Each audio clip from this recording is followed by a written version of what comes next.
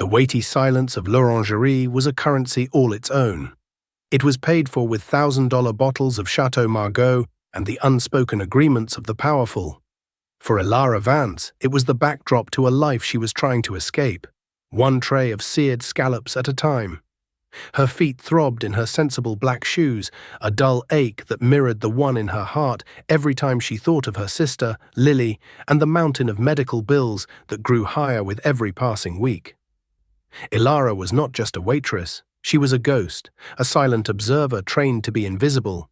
She refilled water glasses with the stealth of a cat, cleared plates with a whisper of movement, and absorbed the ambient conversations of the city's elite without ever appearing to listen. But she was always listening.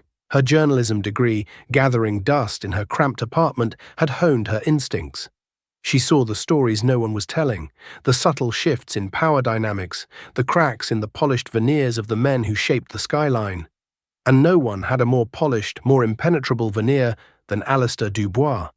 Dubois was a titan, a man whose company, Dubois Global, had its tendrils in everything from shipping logistics to cutting-edge satellite technology.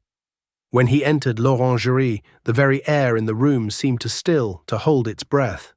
Waiters straightened their spines, the maitre d's smile became a little more fixed, and a bubble of deference formed around his preferred corner table, table 12. Tonight he was dining with Councilman Marcus Thorne. Thorne was a man of the people, or so his campaign posters claimed. In person, he looked less like a man of the people and more like a man cornered. He fidgeted with his tie, his gaze darting around the opulent dining room, while Dubois sat with the placid stillness of a predator. He didn't need to move. The world moved around him. Ilara was assigned their section. Her stomach tightened. Serving Dubois was always a high-wire act. He demanded perfection, but spoke to the staff as if they were furniture. He never raised his voice, which was somehow more terrifying. His disapproval was a cold, quiet thing, delivered with a glance that could make a grown man wither. She approached the table with the practiced grace her job demanded. "Good evening, Mr. Dubois, Councilman. May I bring you an aperitif?" Dubois didn't look at her. He waved a dismissive hand, his eyes locked on Thorne. "We'll have the 82 Pétrus, and bring the councilman whatever he wants." The implication was clear. Whatever cheap thing his simple palate desires. Thorne cleared his throat. "Just sparkling water for me, thank you." As Ilara retreated to put in the wine order, she could feel the tension radiating from table 12. It was a cold front, moving through the warm, golden-lit room. This wasn't a friendly dinner. It was an interrogation. Or an execution. Her journalistic senses, long dormant, began to prickle. She knew the whispers around City Hall. Thorne was the lone holdout on the zoning committee, the single vote blocking Dubois' massive, controversial waterfront development project. A project worth billions. She returned with the water and presented the wine to Dubois, a bottle that cost more than her car. He gave it a cursory glance and nodded. As she opened it, her hand steady despite the tremor in her gut, she caught snippets of their conversation. "Unforeseen environmental complications, Alistair," Thorne was saying, his voice strained. "Complications can be simplified, Marcus," Dubois replied, his voice a low, smooth purr. "Everything has a price. Your integrity, the city's coastline. It's all just a matter of finding the right number." "It's not about the number," Thorne insisted, a bead of sweat tracing a path down his temple. Ilara poured a taste of the wine. Dubois swirled it, inhaled its bouquet, and took a sip. He held the wine in his mouth for a long moment before swallowing, his eyes closed as if in prayer. When he opened them, they were fixed on Thorne, and they were as cold and dark as the bottom of the sea. "Then you are a fool," Dubois said, not unkindly, but with the finality of a judge passing sentence. Ilara finished the pour and placed the bottle on the table. She needed to be near them to hear more.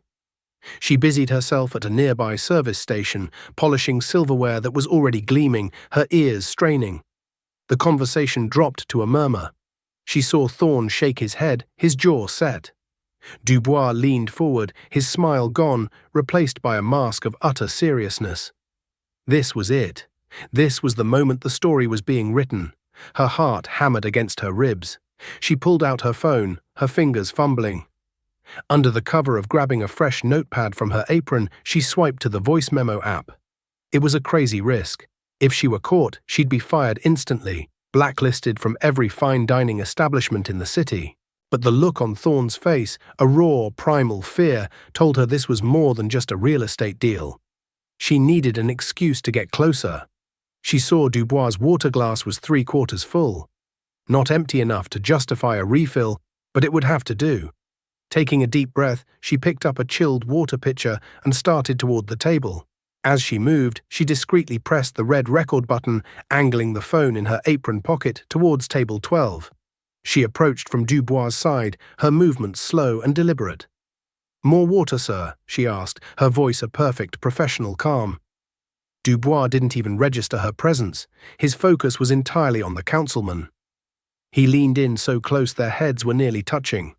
Ilara began to pour the water, the gentle splash, the only sound breaking the intense silence between the two men. And then Dubois spoke. His voice was no longer a purr, it was the dry rasp of a snake slithering over sand. It was in French, a language he likely assumed no one on the serving staff would understand. But Ilara's mother was from Quebec. She had grown up with the language, its nuances and rhythms as familiar to her as English. He whispered, his words a venomous caress. "N'oubliez pas ce qui est arrivé à votre prédécesseur, Marcus. Les accidents sont si faciles à organiser." Ilara's hand faltered, and a single drop of water splashed onto the pristine white tablecloth. It spread like a bloodstain. "Don't forget what happened to your predecessor, Marcus. Accidents are so easy to arrange." Her blood ran cold. Thorne's predecessor, a staunch opponent of corporate development, had died in a freak hiking accident a year ago. It had been ruled a tragedy. An accident. Dubois pulled back, a charming smile returning to his face as if he'd just shared a pleasantry. He finally turned his eyes to Ilara, noticing the small splash of water. His gaze was sharp, analytical. For a terrifying second she thought he knew. Had he seen her phone? Did her shock register on her face? "Be careful, my dear," he said in English, his voice once again smooth as silk. "We wouldn't want any messes." Ilara felt a cold dread wash over her. It wasn't just a warning to be a better waitress, it was a threat, echoing the one he had just delivered in French. She mumbled an apology, her mind reeling, and retreated from the table on unsteady legs. In her apron pocket, her phone was still recording, capturing the silence that now hung over table 12, a silence heavier and more menacing than any words could ever be. She had the monster's voice in her pocket, and she had no idea what to do with it. The recording was a toxic jewel, burning a hole in her phone's memory. Back in her small apartment, the city lights painting shifting patterns on her ceiling, Ilara listened to it over and over again. The clink of silverware, the murmur of distant diners, and then, rising out of the ambient noise, like a shark fin breaking the water's surface, Dubois' voice. "N'oubliez pas ce qui est arrivé à votre prédécesseur, Marcus. Les accidents sont si faciles à organiser."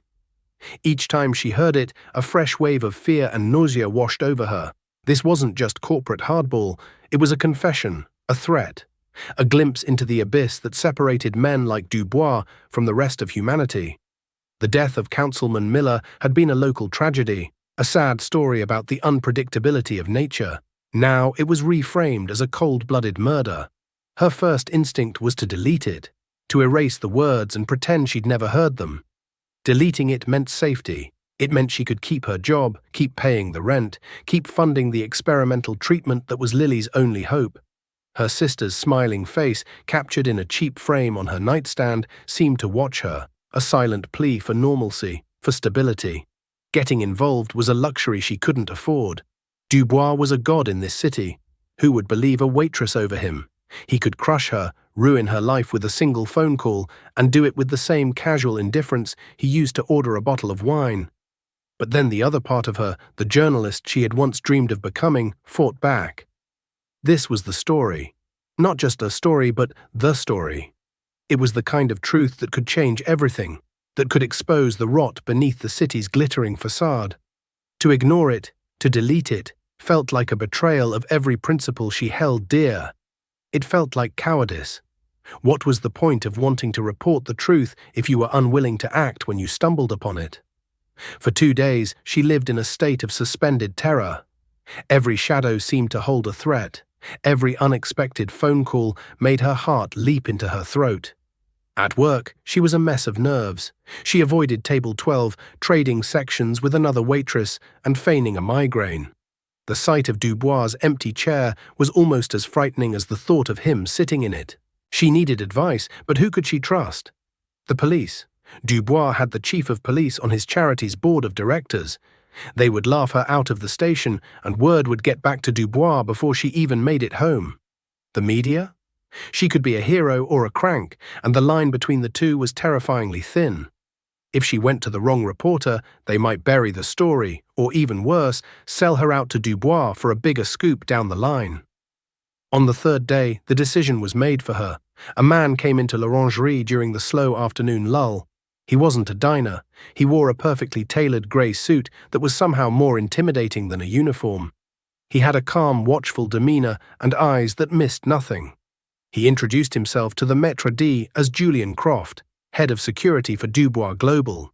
He said he was there to review the restaurant's security protocols, a standard practice for Mr. Dubois' preferred venues. It was a lie, and Ilara knew it in her bones. Croft moved through the restaurant with a quiet, unnerving efficiency. He spoke to the manager, he examined the camera placements, and then he began to speak with the staff who had been working the night of Dubois' dinner. He was polite, disarming, his questions innocuous. "Mr. Dubois is a man who values his privacy," Croft said to a busboy named Leo. "Did you notice anything unusual that evening? Anyone paying undue attention to his table?" Leo, a teenager just trying to earn gas money, just shook his head dumbly.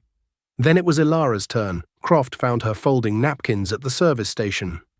"Miss Vance, is it?" he asked, his voice soft. He didn't consult a list. He knew her name. "Yes," she replied, her hands suddenly clumsy on the starched linen. "You were the primary server for table 12 on Tuesday night, correct?" "Yes, I was." Mr. Dubois was entertaining an important guest. He mentioned the service was adequate. The word hung in the air, a subtle insult. "Tell me, did you notice anything out of the ordinary? Perhaps someone lingering nearby? A phone being used where it shouldn't have been?" His eyes were like chips of ice. He wasn't just asking, he was scanning her, searching for a flicker of fear, a tell. This was a test. Dubois wasn't sure what, if anything, had been overheard, but he was sweeping the area for threats. He had sent his wolf to sniff out the rabbit. Ilara forced herself to meet his gaze, channeling every ounce of her waitress invisibility. She gave him a small, tired smile. "Sir, on a Tuesday night, my only concern is turning tables and making sure the wine is poured correctly. The conversations of our guests are their own business. I honestly didn't notice anything. It was just another service." She held her breath, waiting. Croft studied her face for a long moment, his expression unreadable. It felt like an eternity. He was looking for the lie, and her entire body was screaming it. Finally, he gave a slight, almost imperceptible nod. "Of course. Thank you for your time." He turned and walked away, leaving Ilara feeling as though she had just survived a physical assault. Her legs were weak, and she had to grip the edge of the station to keep from trembling. She had passed the test for now, but she knew this was only the beginning. Dubois was suspicious. He had cast his net, and she was caught in it. The time for indecision was over. Deleting the recording now wouldn't save her. The only way out was through. That night, she created a new anonymous email address. She researched for hours, looking for the right journalist. Not a young, hungry blogger who might be reckless, but a veteran. Someone with a reputation for integrity, for protecting his sources. She found him. Ben Carter, a Pulitzer Prize-winning investigative reporter for the New York Standard, known for taking down 2 corrupt senators and a pharmaceutical giant. He was old school, respected, and most importantly, he was based 2,000 miles away, far from Dubois' immediate sphere of influence. With a shaking hand, she composed a short, cryptic message. Subject, a matter of public interest. "I have an audio recording of Alistair Dubois threatening a public official and implicating himself in the death of Councilman Miller. I can prove its authenticity. If you are interested in a story that will shake this city to its core, tell me how I can securely get the file to you. I will not reveal my identity." She stared at the email, her finger hovering over the send button. This was the point of no return. Clicking it would mean declaring a silent war against one of the most powerful men in the world. Her life and Lily's would never be the same. She thought of the fear in Councilman Thorne's eyes. She thought of the casual cruelty in Dubois' voice. She thought of Councilman Miller dead on a hiking trail. Taking a deep, shuddering breath, she clicked send. The email vanished into the digital ether, an invisible shot fired in a war that until now only she knew she was fighting. The reply from Ben Carter came less than 24 hours later. It was brief and professional, devoid of the breathless excitement Elara had half expected. It contained only a link to a military-grade encrypted file-sharing service and a single sentence: "I'm listening." The starkness of it was more reassuring than a dozen paragraphs would have been. This was a man who dealt in facts, not fluff. Elara spent the next hour following his meticulous instructions, uploading the audio file through multiple proxy servers, a process she learned from online tutorials on digital security. As the progress bar crept to 100%, she felt a strange mix of terror and relief. The burden was no longer hers alone. She had passed the torch. For the next few days, an unnerving silence followed. At l'Orangerie, the atmosphere was thick with unspoken tension. Julian Croft did not return, but Elara felt as though she was being constantly watched. She saw unfamiliar cars parked across the street from her apartment building. Her internet connection at home became spotty, unreliable. It was probably just her paranoia, she told herself, but she didn't believe it. Then, one evening after her shift, as she was walking to the bus stop, a Blacktown car purred to a stop beside her. The back window glided down, revealing Alistair Dubois. The streetlights reflected off his silver hair, making him look like a phantom. "Miss Vance," he said, his voice as smooth and placid as ever. "A cold night. Allow me to give you a ride." It was not a request. Her blood turned to ice. "No, thank you, Mr. Dubois. The bus is fine." "I insist," he said, and his voice held a new, hard edge. The back door swung open. "Get in." Every instinct screamed at her to run, but where would she go? He knew her name, her job, and now her route home. Running would be an admission of guilt. With a feeling of profound dread, she slid into the buttery leather seat. The door closed with a heavy final thud, sealing her inside the silent, opulent cage. The car pulled smoothly into traffic. A pane of tinted glass rose, separating them from the driver. Dubois smelled of expensive cologne and power. "I pride myself on being a man who appreciates talent, Elara," he began, calling her by her first name. The intimacy was a violation.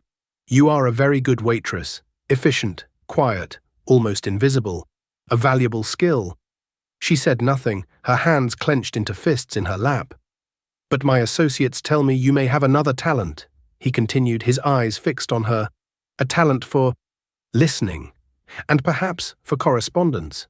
You see, the digital world is a small one. Even the most carefully written emails leave a trace, a whisper, and I employ the very best people to listen for those whispers." Elara's heart hammered against her ribs. He knew about the email to Ben Carter. "I'm not sure what you mean," she managed to say, her voice barely a whisper. Dubois chuckled, a low, humorless sound. "Let's not play games. It's insulting to both of us. You have something that belongs to me.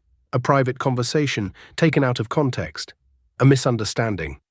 He paused, letting the lie settle in the air between them. "I want it back. And I want the name of the reporter you sent it to." She stared out the window at the blur of city lights, feeling trapped. "I don't know what you're talking about." His pleasant demeanor vanished in an instant. The mask dropped, and she saw the predator beneath. "Do not lie to me," he hissed, his voice dropping to a menacing growl. "I am not a man to be trifled with. I built an empire from nothing. Do you honestly believe a little waitress with a recording can stand in my way? I will find your reporter. I will ruin his career, his life. I will sue your pathetic little newspaper into bankruptcy, and you will be left with nothing." The car turned onto her street. He knew where she lived, Of course he did. I understand you have a sister, Dubois said, his voice softening again, becoming something far more dangerous. Lily, isn't it? A beautiful name. She's been unwell, St. Jude's Children's Hospital, Dr. Aris Thorne, a very aggressive form of leukemia. The experimental treatments are astronomically expensive. Ilara felt the air leave her lungs. He had dug into her life, into its most vulnerable, painful corner, and now he was twisting the knife. I can make all of that go away, he said, his voice a silken promise. Every bill paid. I can get her into a private clinic in Switzerland, the best in the world. A full-time nursing staff, the best doctors money can buy. I can give your sister her life back, Ilara. He leaned closer, his eyes boring into hers. All you have to do is give me what you have. Delete any copies. Give me the reporter's name. And you and Lily can disappear. A new life, a new city, a trust fund, so you never have to serve another glass of wine again. Think of it. Your sister, healthy and happy. All your worries, gone forever. This was the devil's bargain. He wasn't just threatening her, he was tempting her with her deepest desire. A healthy sister. A life free from the constant crushing weight of debt and fear. It was a golden key to a perfect life, and all he wanted in return was her silence, her soul. The car stopped in front of her run-down apartment building. The contrast between the world he was offering and her reality was a physical blow. "What if I say no?" she asked, her voice trembling. Dubois' expression hardened. "The clinic in Switzerland has a waiting list. So does the organ transplant list. Hospital funding gets cut. Doctors make mistakes. Insurance companies find clerical errors and drop coverage. Accidents," he said, his voice dropping to the same venomous whisper she had heard in the restaurant, "are so easy to arrange." It was no longer a veiled threat. It was a direct, brutal promise. He would not just ruin her, he would let her sister die. "You have 24 hours to decide," he said, his voice returning to a conversational tone. "My associate, Mr. Croft, will contact you for your answer. I do hope you make the wise choice, Ilara. For Lily's sake." The door unlocked. Ilara stumbled out of the car and onto the cold pavement. The town car didn't wait. It pulled away from the curb and disappeared into the night, leaving her standing alone, shaking, with an impossible choice to make. He had offered her a miracle, wrapped in a death sentence. The apartment felt like a tomb. Every shadow seemed to mock her. Every creak of the old building sounded like a footstep in the hall. Ilara didn't sleep. She sat on her worn sofa, the devil's offer echoing in her mind. "I can give your sister her life back." It was a masterful, cruel temptation. He hadn't just offered money, he had offered a solution to the single greatest pain in her life. She pictured Lily in a bright, sterile room in the Swiss Alps, attended by the world's best doctors. She imagined the color returning to her sister's cheeks, the light to her eyes. She saw a future where Lily grew up, went to college, got married. All the things that seemed impossible now. All she had to do was surrender. But what would that surrender cost? She would be giving a monster a free pass. A man who threatened, who killed, who used a sick child as a bargaining chip. If she took his money, it would be blood money. Every day of Lily's health would be paid for by her silence, by the injustice done to Councilman Miller and his family, by the fear she saw in Marcus Thorne's eyes. What kind of life would that be? She would be just as corrupt as Dubois, a secret partner in his crimes. She would have to look her sister in the eye every day, knowing that her life was a gift from a murderer. The journalist inside her screamed in protest. The person she wanted to be, the person she thought she was, wouldn't buckle. But the terrified sister, the one who sat by Lily's hospital bed and read stories until her voice was hoarse, was tempted. The desire to save her sister was a physical force, an undertow threatening to pull her into the dark. Sometime before dawn, her phone buzzed. It was an email from a new encrypted address. The sender was Ben Carter. File received. Voice print analysis confirms it's Dubois. The metadata is clean. This is dynamite, but it's not enough. A good lawyer could argue it was a figure of speech, a bad joke in a foreign language. To make this stick, we need more. We need the other party, Councilman Thorne, to corroborate. Or even better, we need Dubois to admit it again. Do not engage with him. Do not reply to any contact. Stay safe. I'm working on it. The message was a lifeline. She wasn't alone anymore. But Carter's words also confirmed her fears. The tape itself was a powerful weapon, but it wasn't a silver bullet. Dubois could wriggle out of it. To truly trap him, she needed more. And Carter's advice, do not engage with him, had come too late. She was already engaged. She was in the lion's den, and the door was closing. The 24-hour deadline felt like a ticking bomb. She knew she couldn't simply refuse Dubois. He would carry out his threats against Lily without a second thought. She couldn't accept, because that would mean sacrificing her own humanity. She needed a third option. She had to change the rules of the game. Her mind raced, piecing together a desperate, high-risk plan. Carter needed corroboration. He needed Dubois to admit it again. What if she could give him that?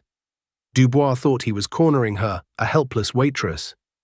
He wouldn't expect her to fight back. He wouldn't expect her to have a strategy. His arrogance was his weakness. She spent the morning making calls. First, she called the hospital and spoke to Lily's favorite nurse, asking her to check in on her sister frequently and to please not allow any visitors who weren't on the approved family list. It was a flimsy shield, but it was all she had. Her next call was the hardest. She found a public number for Councilman Marcus Thorne's office. She left a message, using a fake name, saying she had urgent information about the waterfront development project. She knew it was a long shot. He was probably too terrified to speak to anyone. But she had to try. The day dragged on. The silence from Dubois' camp was deafening. Every minute that passed felt like a grain of sand slipping through the hourglass. Finally, in the late afternoon, her phone rang. It was an unknown number. Miss Vance. It was Julian Croft's cold, precise voice. It is time. Have you made a decision? Ilara's heart pounded. This was it. The moment of truth. I have, she said, forcing her voice to sound shaky, defeated. I'll do it. I'll give him the recording. There was a pause on the other end. A wise choice, Croft said. And the name of the journalist? I'll give it to Mr. Dubois directly, she said, in person. I need his assurance about my sister. I need to hear it from him. She was playing a part, the scared, desperate woman who needed one last shred of comfort. Another pause. She could almost hear Croft calculating, weighing the risks. Mr. Dubois is a busy man. Tonight, Ilara pressed, adding a note of panic to her voice. It has to be tonight, at the restaurant, L'Orangerie. After it closes, it's the only place I feel safe. No one will be there, just him and me. He can bring you if he wants. I'll give him the phone with the original recording and I'll tell him the reporter's name. And then we're done. It was a gamble. She was asking the predator to return to the scene of the crime. But she was banking on his ego. He would want to see her break. He would want to be there for the final moment of his victory. Croft was silent for a long time. Your request is unusual. Wait. The line went quiet. He was consulting with Dubois. Ilara held her breath, her knuckles white as she gripped the phone. Her entire plan hinged on this. After what felt like an hour, Croft's voice returned. Very well. Midnight, the back entrance. Come alone. If this is a trick, Miss Vance, you will regret it for the rest of your very short life. The line went dead. She sank onto her sofa, a wave of adrenaline leaving her weak and trembling. He had agreed. He had taken the bait. Now she just had to set the trap. Just then, her phone rang again. It was a blocked number. She answered, her hand shaking. Who is this? A man's voice asked, tight with fear and suspicion. Councilman Thorne? Ilara breathed. Yes, who is this? What do you want?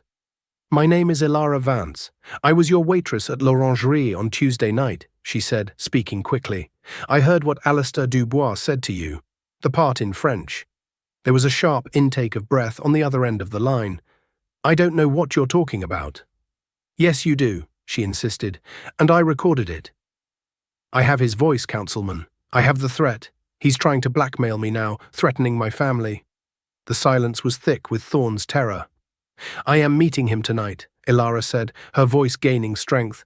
I'm going to get him to admit it again. But I need your help. I'm just a waitress.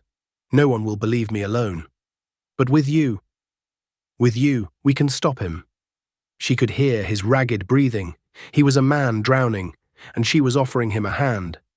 What do you want me to do? Marcus Thorne finally whispered. Ilara took a deep breath. The pieces were falling into place.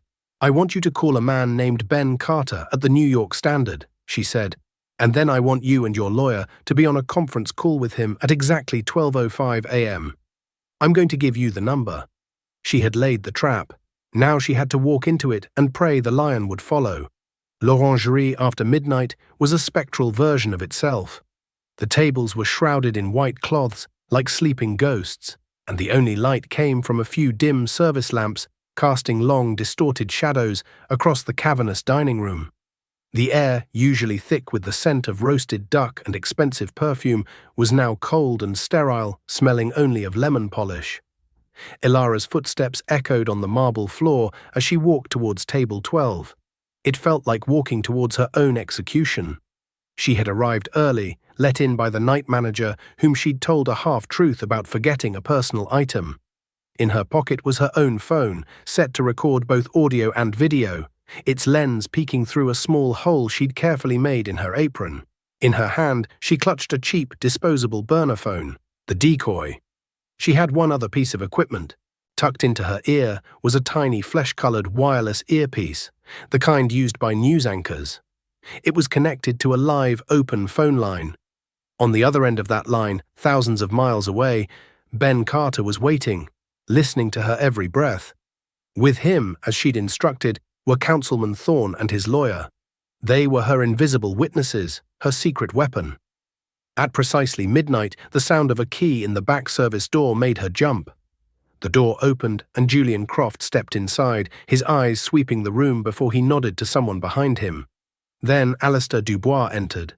He looked perfectly at ease, dressed in a dark cashmere coat, a faint, triumphant smile playing on his lips.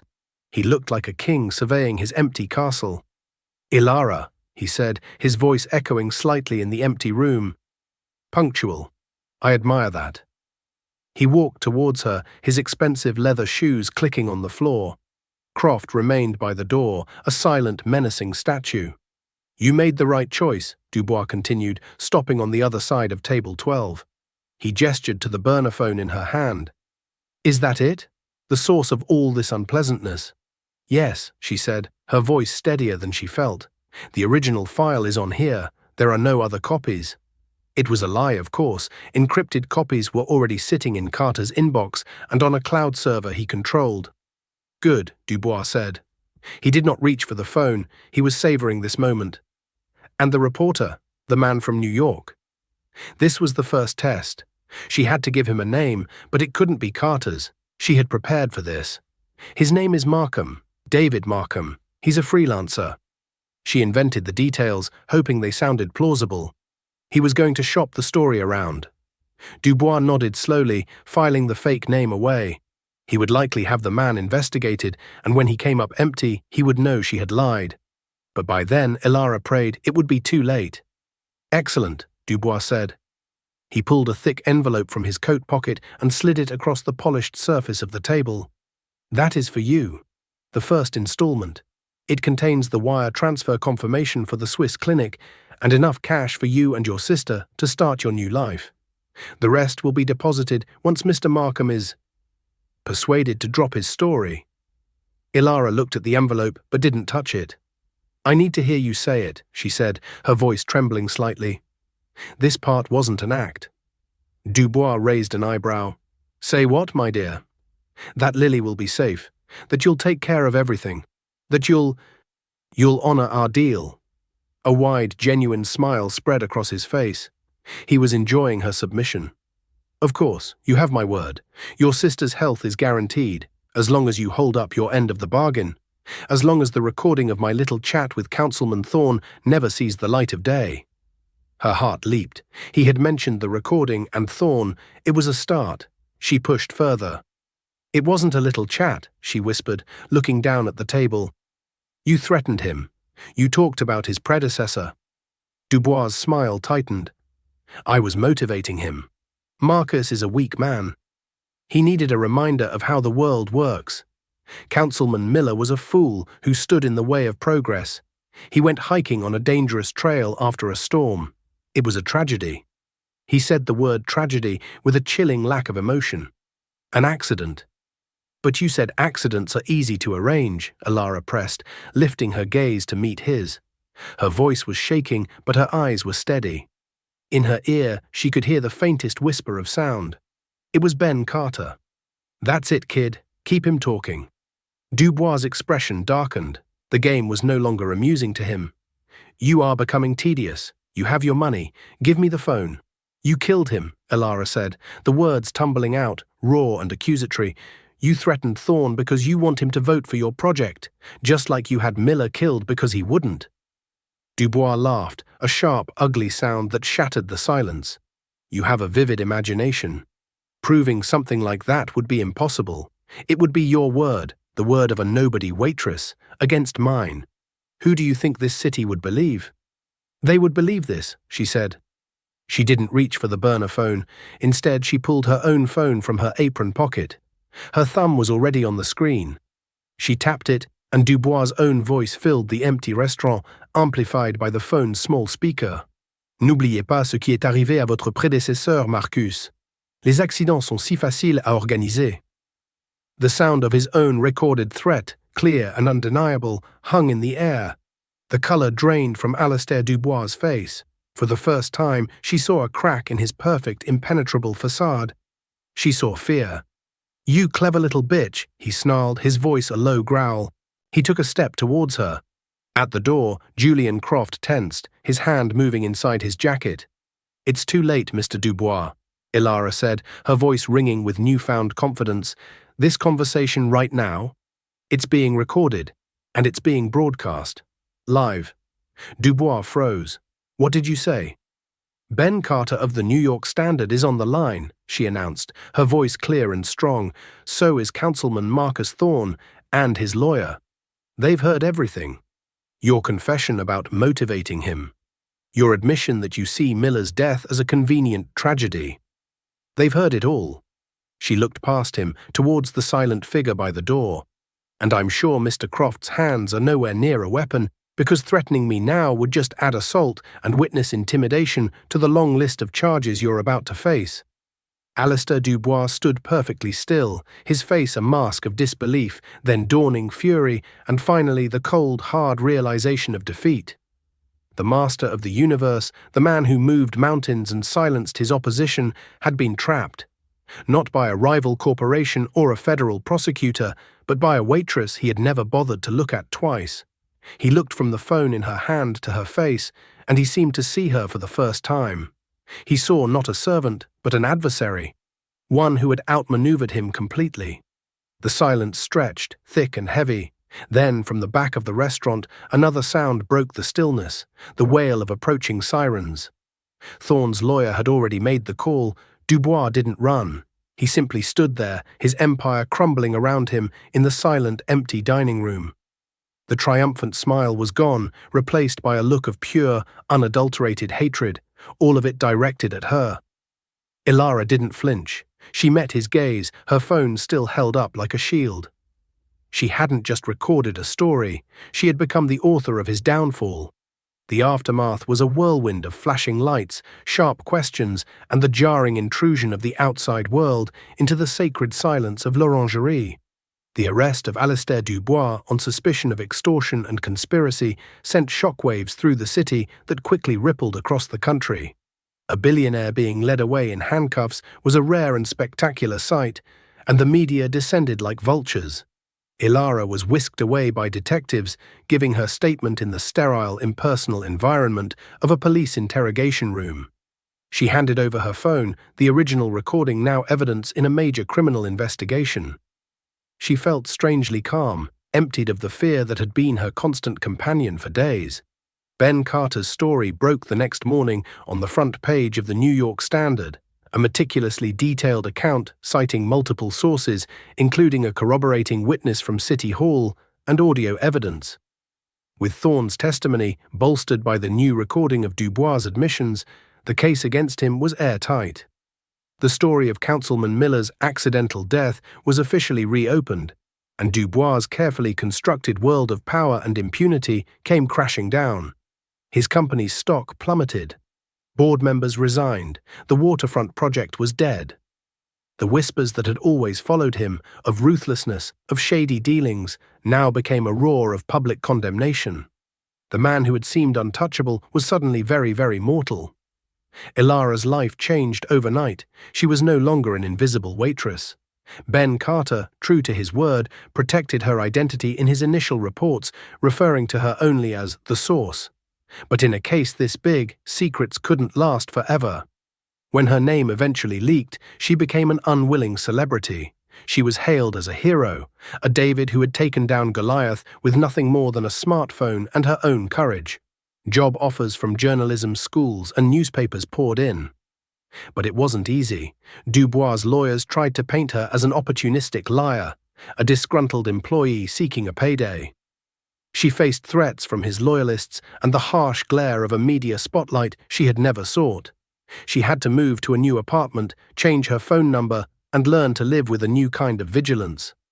The most important change, however, happened quietly, away from the cameras. An anonymous donation, which she knew came from a grateful Marcus Thorne, now lauded for his courage in cooperating, paid off all of Lily's medical bills and established a fund for her future care. The weight that Ilara had carried for years was finally lifted. One afternoon, visiting Lily in the hospital, she watched her sister laugh at a cartoon, her face full of life, and Ilara knew she had made the right choice. She had refused the devil's bargain and had been given her miracle anyway, earned not through silence, but through truth. Months later, she sat across from Ben Carter in a quiet coffee shop in New York. He had offered her an internship at the Standard, a chance to finally become the journalist she was always meant to be. "You were brave," Carter said, his gruff voice holding a rare note of admiration, "braver than most reporters I know." Ilara thought back to that night in l'Orangerie, to the terror she had felt standing before Dubois. "I wasn't brave," she replied, shaking her head. "I was terrified. But I realized something. Men like Dubois, their power comes from the belief that people like me, the people who pour their wine and clear their plates, are invisible. They count on our fear. They count on us believing we don't matter. The moment you decide you matter, their power starts to shrink." She took a sip of her coffee, the future stretching out before her, no longer a path of struggle and debt, but one of purpose. She had found her voice in the hushed quiet of a billionaire's threat, and she was ready to use it to tell the stories that were waiting in the shadows, ready to be brought into the light.